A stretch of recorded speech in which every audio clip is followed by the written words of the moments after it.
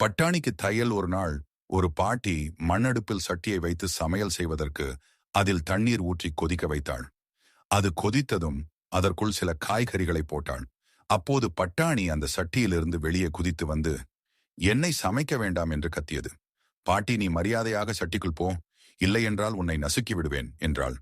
பட்டாணி பாட்டி சொல்வதை கேட்காமல் அங்கிருந்து வேகமாக ஓடியது. அப்போது நில் நில், ஓடாதே, உன்னுடன் நானும் வருகிறேன் என்றது எரிந்து கொண்டிருந்த ஒரு துண்டு நிலக்கரி.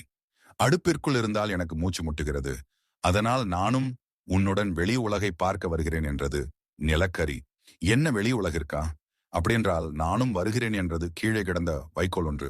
சரி என்றபடி மூன்றும் சேர்ந்து நடந்தபோது சாலையின் ஓரிடத்தில் விரிசல் விட்டு தண்ணீர் ஓடிக்கொண்டிருந்தது. இனி நாம் தொடர்ந்து செல்ல முடியாது என்று நிலக்கரியும் பட்டாணியும் திரும்பி போக நினைத்தது.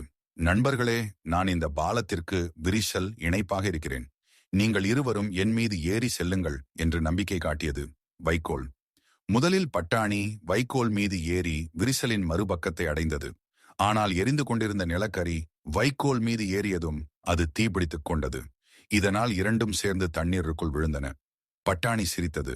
தொடர்ந்து அது பலமாகச் சிரித்ததால் வெடித்து சிதறி அதிலிருந்த ஒவ்வொரு பட்டாணியும் ஓட ஆரம்பித்தன. அந்த பட்டாணிகள் அனைத்தும் ஒரு தையல் கடையை நோக்கிச் சென்றன. தையல்காரரிடம் தயவு செய்து எங்களை ஒன்றாக வைத்து தைத்து விடுங்கள் என்று கேட்டது. தையல்காரரும் பட்டாணிகளின் வேண்டுகோளை ஏற்று ஒரு தடித்த நூல் கொண்டு தைத்ததால்தான் அன்று முதல் பட்டாணியை நாம் உரிப்பதற்கு அதன் மேல் தோளில் நூல் போல் உள்ள பகுதியை உரிக்க வேண்டியிருக்கிறது. நீதி மற்றவரின் துயரத்தில் மகிழ்வது உமக்கே கேடு விளைவிக்கும். இது போன்ற கதைகளுக்கு கதைகள் ஆரம்பம். சேனலை லைக் பண்ணுங்க, சப்ஸ்கிரைப் பண்ணுங்க, கீழே இருக்கிற பெல் பட்டனை மறக்காம கிளிக் பண்ணுங்க.